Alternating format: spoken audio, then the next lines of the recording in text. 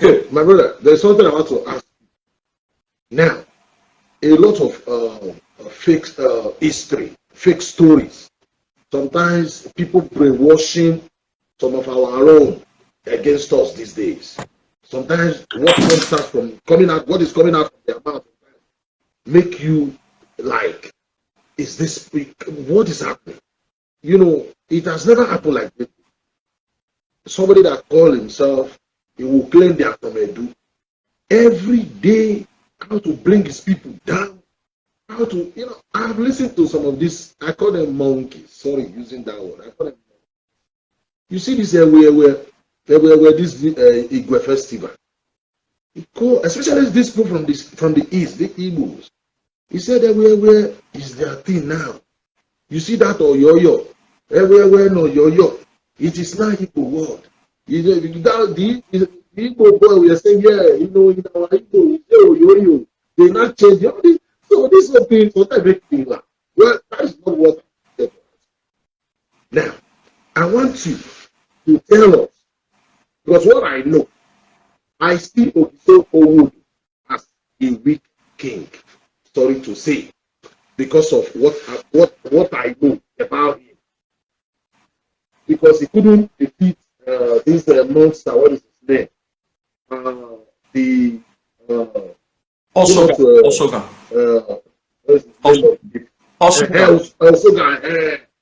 Now something happened. His only son was, you know, banished. I went to Yoruba land. He became the Oduduwa there. But you see this, before I go, there is this guy who claimed he's a Benin guy. I don't know where they live. Called me one time. I believe they called you. Tries to instigate tension. Saying they are, you know, he said all kinds of nasty things, which I cannot say with my mouth. I keep stopping him. I said, you must be mad. He said they are doing this right now. They want to do that. They want to build the palace. He said he was calling from Japan, something like that. I know he wanted to do somebody like us to instigate tension, troubling. But when I came back from I went to Benin about a month ago. The first thing I did is to go and check some certain place whether they are building anything. And it's come just. But these people, what they want to do is to bring us down. So I want you to tell me what happened during that time when Ekarladehan left Benin. Because what I know is that this Idai, it was Idai, it was not the Oba or the Ogiso then. Because there was nobody to step in. I believe Edo wanted him. He ruled Edo for over 30 years and he wanted to give it to his son called Ugiame. Ugiame never ruled Edo to me. He wanted to, you know, kind of after he want to continue this kingship lineage, hand over to Ugiame, but Edo said no. That's what I know. So I just want you to tell us that part of the story of Ekarladehan that left Benin, how this Ugiame story comes in and they are using it to disturb us. Go ahead. All right. Thank you. Well, those are busybody rabble rousers. I know all of them. I know all of them. They have threatened my life. They have looked for me. I know all of them. They are empty because we've been asking them quite a lot of questions that they are unable to answer. The story of Ekarladehan is a very straightforward story. A story of a conspiracy against him by his stepmother. All right, stepmother, which history now called Esawo. But Esawo is not a name of a person. Esawo is a name within the palace territory given to any troublesome, wicked queen in the harem. Esawo. The first wives of the Oba of Benin in the old were called Enahe. In the old, they were called Enahe. They were not called Esawo. Esawo is not a word for any queen, any wife of the Oba of Benin that is wicked that is stubborn, or generally what is not good is ascribed to that queen, they will refer to her within the harem as Esawu. She was indeed very wicked. All right. She didn't give birth to a son, and she was the first wife of Ogiso. So she had to orchestrate a plan to ensure that when they went to see the seer had instructed that before Ogiso can ever give birth, all right, the wicked woman has to be killed. All right. She out of what I would call divine providence, she was part of the emissaries that followed some of the chiefs to go and inquire what was the problem, or Ogiso was not giving birth to other sons outside the Ekarladehan. So she was preview to that statement, that the statement of fact or the oracular divination that the wicked woman in the harem must be killed. She was a witch and she has to be killed. So she was privy to hear what was spoken against her.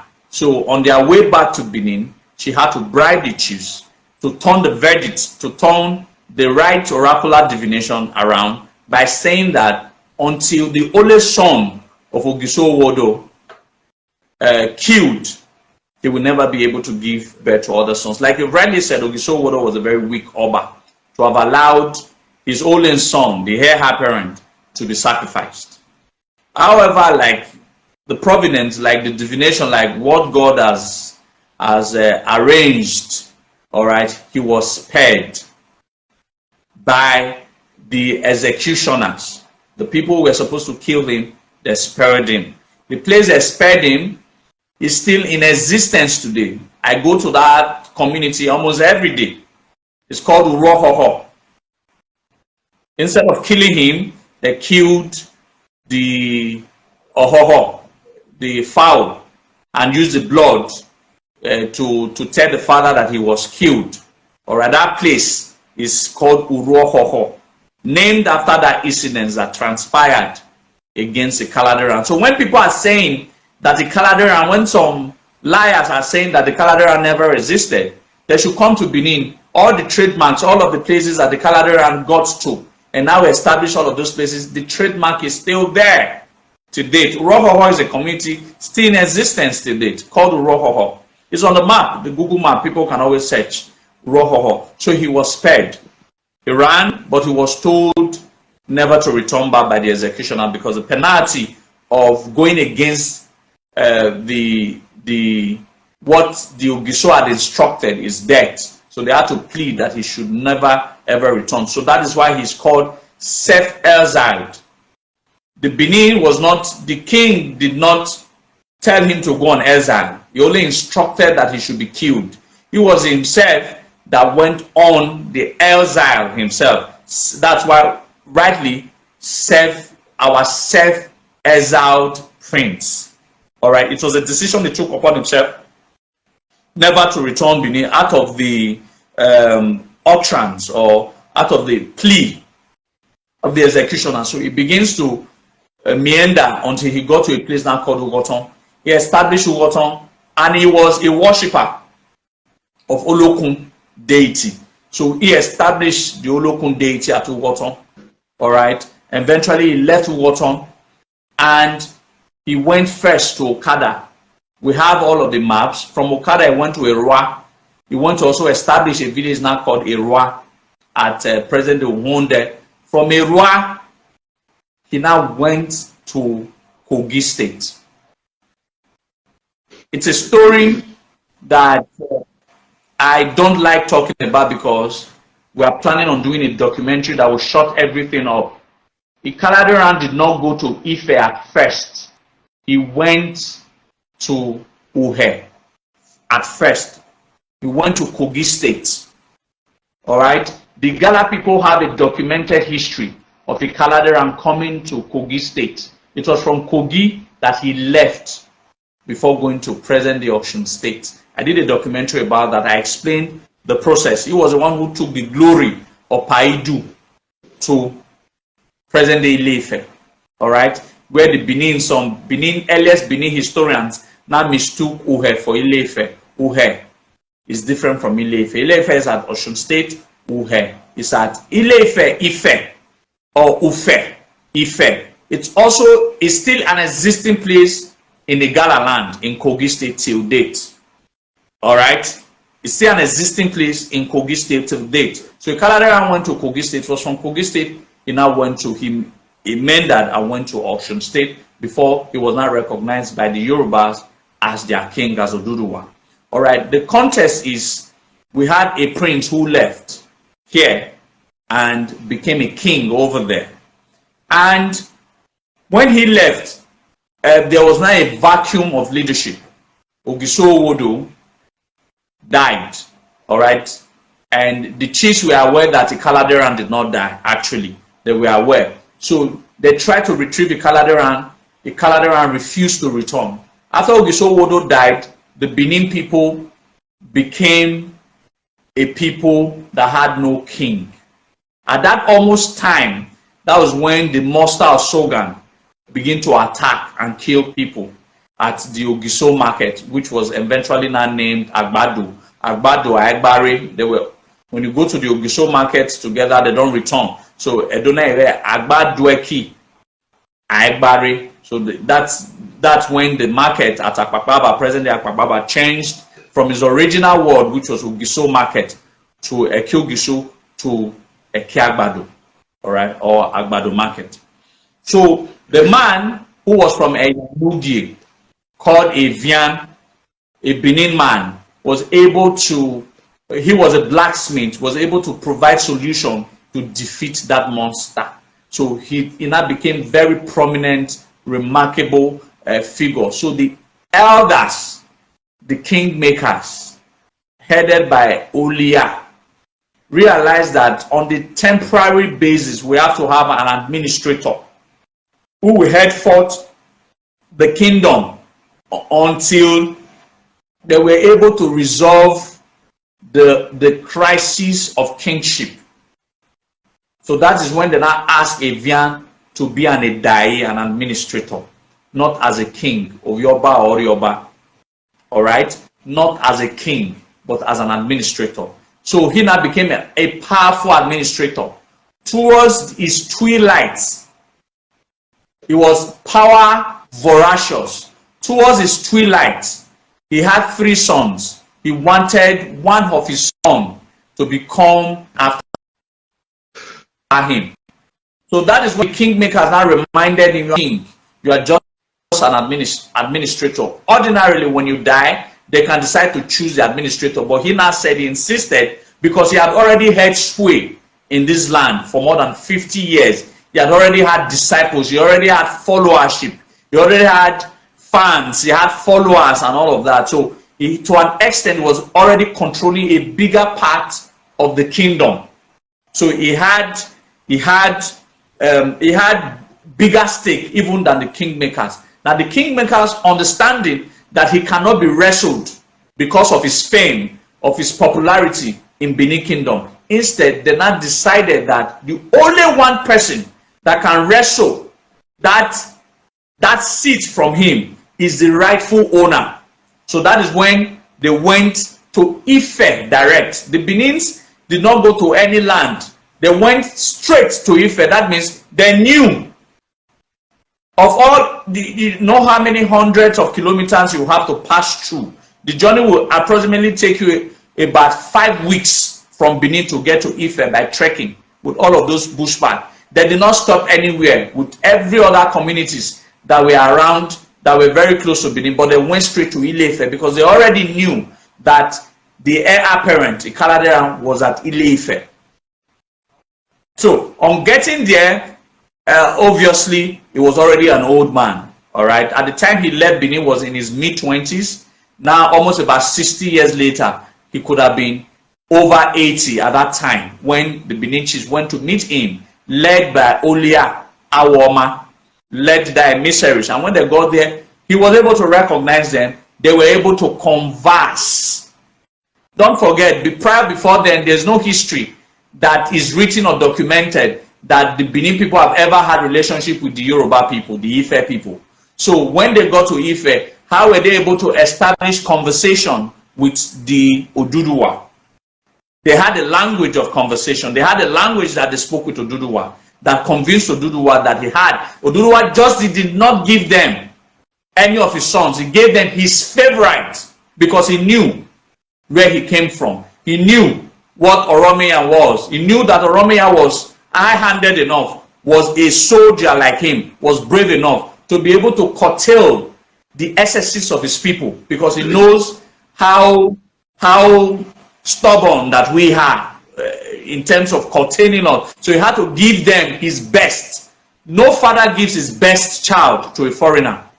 No father gives his best child to a foreigner. He gave his best of his children to what the Yorubas now call foreigners. Obviously, you and I know that he gave his best child to his ancestral home.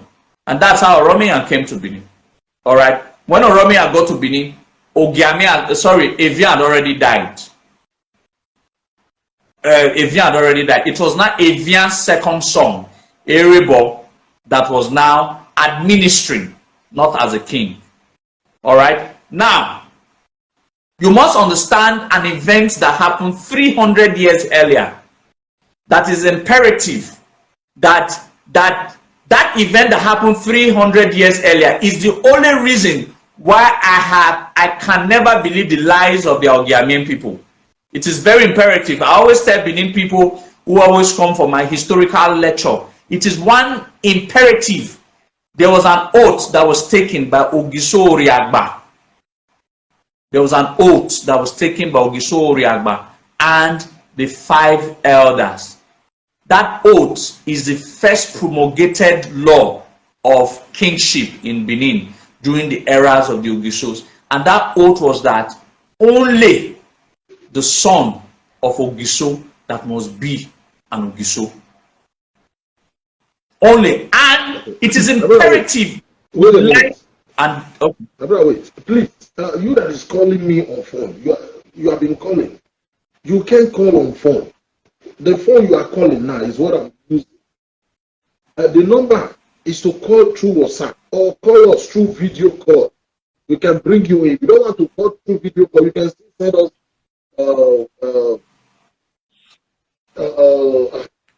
call us here and we will bring you in. If you can't do that, call with your WhatsApp. That number you can call through WhatsApp, but you can't call direct or call through video call. If you want to really ask our brother here any question through video call, he will answer you. Or through WhatsApp, you can call direct number because I'm using the phone. So no need of calling. We can pick it. So my brother, you can continue. All right. Like I was saying, there was an oath that was taken by Ogiso Oriagba and the 5 elders. The oath of primogeniture, the oath of the succession. 7 laws of the land we agreed upon. The first, that it is only the son of the Oba, or his next of the Ogiso, or the next of kin, that must be crowned by Olia and his group members. All right? That was the law.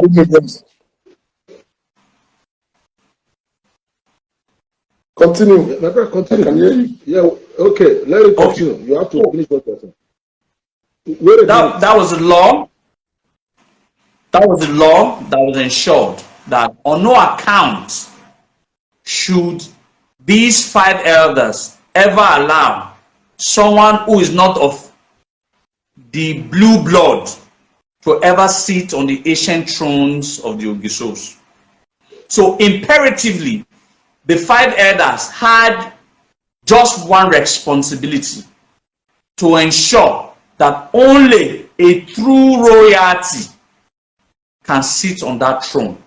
And that is why, and without the Olia, no Ogiso is crowned in Benin. And without the Olia, no Oba is also crowned in Benin till date. So when Evian, the imposter, when he knew of the strength of Olia. He went to create his own Olia because he knew that the original Olia will never ascend. He will never agree for any of his children to be crowned. He made his first son an Olia and made his second son to take leadership from him. That is one fact that the Benin people will know. Why did the Ogiame people create their own Olia? If they had a legitimate claimacy to the throne, like they have always been saying, why did they create their own Olia? Why didn't they wait for the Olia who had been existing for more than 1,000 years? After Olia did not also come from Yoruba land. Olia has always been part since the time of the Igbo'S in Benin. Why didn't they convince the Olia to crown them? Instead, they created their Olia. And point number two, that people don't tend to give, they are not always very open to get, is the greetings establishes your lineage. This same Ogiame people who claims absolute rights to the throne, they don't greet the greetings of the Igbo'S. They greet Laire. And Laire is the greeting of one of the 5 elders. In short, the 5th amongst the 5, which is Ekarladehan. They greet Laire. And that is the same greeting that the Ogiame greet. That shows clearly that the Ogiame people came from the Ekarladehan's family. And they have no blue blood flowing through their vein. And that is why the elders of the land, at what point in history, never accepted their claimacy to the throne. Well, I think I don't like talking I'll pause here for now. Thank you. Okay.